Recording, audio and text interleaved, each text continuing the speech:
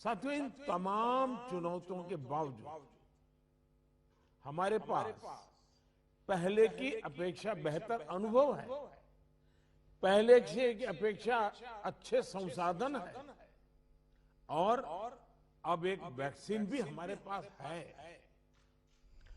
जन भागीदारी के साथ साथ हमारे परिश्रमी डॉक्टर्स और health workers, health care staff ने स्थिति को संभालने में बहुत मदद की और आज भी कर रहे हैं।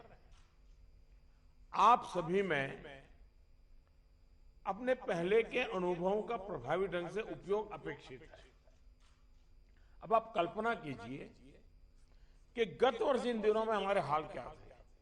हमारे पास टेस्टिंग लैब नहीं थे, इवन मास्क कहां से मिलेगा ये भी एक चिंता का विषय था, पीपीई किट नहीं था और उस समय हमारे लिए बचने का एकमात्र साधन बचा था लॉकडाउन, ताकि हम व्यवस्थाओं को एकदम से जितना तेजी से बढ़ा सके और वो हमारी स्ट्रेटेजी काम आई। हम व्यवस्थाओं को बना सके, संसाधन खड़े कर पाए, हमारी अपनी कैपेबिलिटी बढ़ाई, दुनिया से जहां से प्राप्त कर सकते कर पाए और लॉकडाउन के समय का हमने उपयोग किया।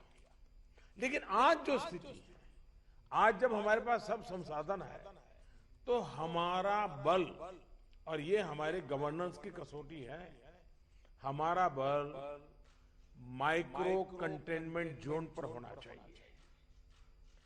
छोटे छोटे कंटेनमेंट जोन पे सबसे ज्यादा होना चाहिए। जहां पर रात्रि कर्फ्यू का प्रयोग हो रहा है वहां मेरा आग्रह है कि उसके लिए शब्द प्रयोग हमेशा करें कोरोना कर्फ्यू, ताकि कोरोना के प्रति एक सजगता बनी रहे।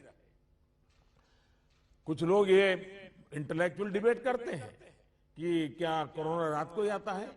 हकीकत में दुनिया ने भी ये रात्रि कर्फ्यू के प्रयोग को स्वीकार किया है, क्योंकि हर व्यक्ति को कर्फ्यू समय होता है तो याद आता है कि हाँ, मैं कोरोना काल में जी रहा हूं और बाकी जीवन व्यवस्थाओं को कम से कम प्रभाव होता है।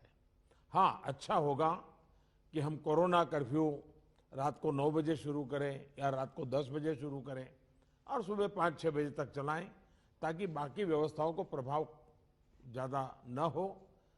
और इसलिए उसको कोरोना कर्फ्यू के नाम से ही प्रचलित करें। और कोरोना कर्फ्यू एक प्रकार से लोगों को एजुकेट करने के लिए काम आ रहा है, अवेयरनेस के लिए काम आ रहा है, तो हमने इसके तरफ ध्यान देने के। लेकिन मैंने पहले कहा, अब हमारे पास व्यवस्था इतनी हो चुकी है, माइक्रो कंटेनमेंट जोन, उसी पर बल दीजिए, आपको अच्छे परिणाम मिलेंगे। हाँ, उसमें जरा सरकार को थोड़ी मेहनत ज्यादा पड़ती है, गवर्नेंस को टाइट रखना पड़ता है, हर चीज को माइन्यूटली ऑब्जर्व करना पड़ता है, लेकिन ये मेहनत रंग लाएगी, ये मुझ पे विश्वास कीजिए। दूसरी बात है, हमने पिछली बार कोविड का आंकड़ा 10 लाख एक्टिव केसेस से 1.25 लाख तक नीचे लाकर दिखा दिया था। ये जिस रणनीति पर चलते हुए संभव हुआ वो आज भी उतने ही सटीक है। और मजा देखिए, उस समय सफलता हम ही लोगों ने पाई थी, तब संसाधन भी कम थे। आज तो संसाधन ज्यादा है और अनुभव भी ज्यादा है, और इसलिए हम इस पीक को बहुत तेजी से नीचे ला सकते हैं, पीक को ऊपर जाते रोक भी सकते हैं। और अनुभव कहता है कि टेस्ट, ट्रैक, ट्रीट,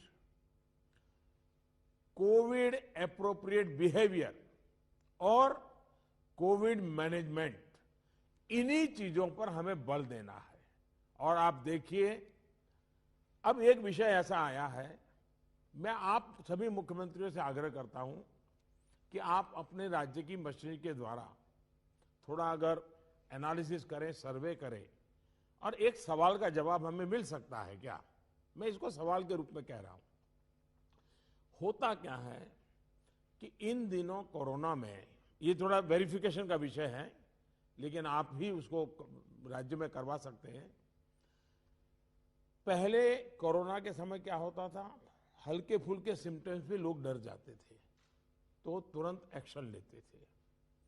दूसरा, इन दिनों बहुत पेशेंट असिम्टोमेटिक है और उसके कारण उनको लगता है तो ऐसे ही थोड़ा जुकाम हो गया, ऐसा हो गया, कभी कभी तो वो भी नजर नहीं आता, और उसके कारण वो परिवार में पहले की तरह ही जिंदगी जीते हैं और परिणाम स्वरूप पूरा परिवार लपेट जाता है और फिर इंटेंसिटी बढ़ती है, तब हमारे ध्यान आता है।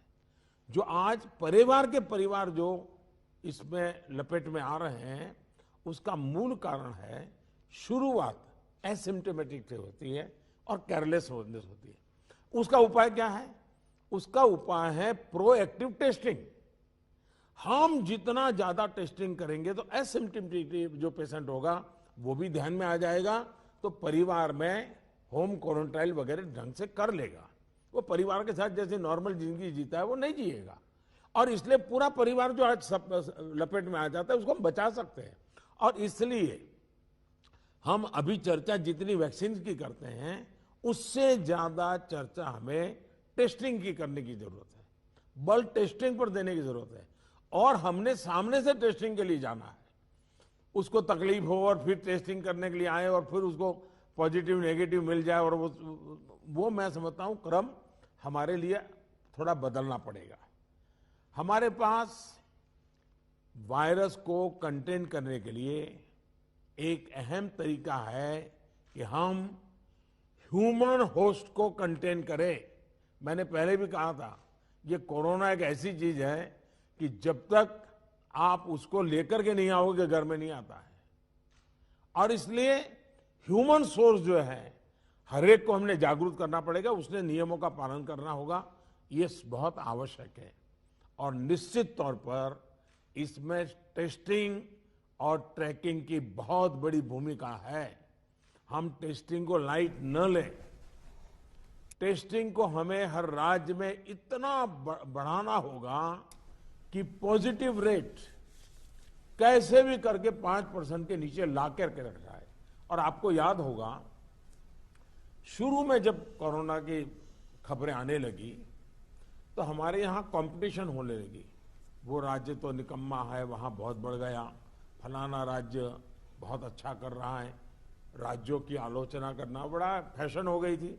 तो पहली मीटिंग में मैंने आप सबसे कहा था कि संख्या बढ़ने से आप जरा भी चिंता मत कीजिए, उसके कारण आपका परफॉर्मेंस बुरा है, प्रेशर में मत रहिए, आप टेस्टिंग पर बल दीजिए।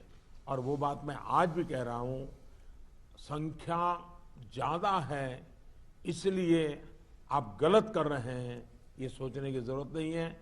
आप टेस्टिंग ज्यादा करते हैं, उसके कारण पॉजिटिव केस नजर आते हैं, लेकिन बाहर निकलने का रास्ता वही है। और जो आलोचना करने वाले हैं, थोड़े दिन आलोचना सुननी पड़ेगी, लेकिन रास्ता तो टेस्टिंग का ही है। टेस्टिंग के कारण आंकड़ा बड़ा आ जाता है, आने दीजिए। उसके कारण कोई राज्य अच्छा है, कोई राज्य बुरा है, ऐसा मूल्यांकन का तरीका ठीक नहीं है। और इसलिए मेरा आपका आग्रह है कि इस प्रेशर से बाहर निकल जाइए, टेस्टिंग को बल दीजिए, भले पॉजिटिव केस ज्यादा आते हैं आने दीजिए, लेकिन उसी का तो हम उपाय कर पाएंगे। और हमारी टारगेट 70% 70% आरटीपीसीआर टेस्ट करने का है।